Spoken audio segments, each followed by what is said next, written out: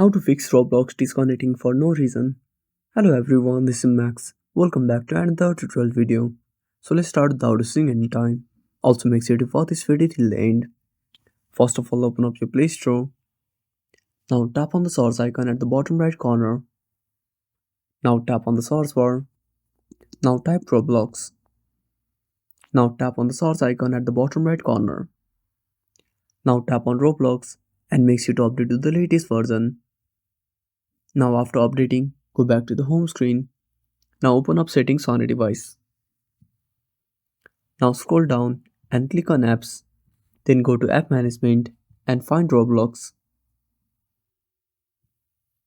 Now tap on Roblox, click on force stop and go to storage uses. Now tap on clear data, tap on delete and go back. Now restart Roblox. I hope this should fix your issue.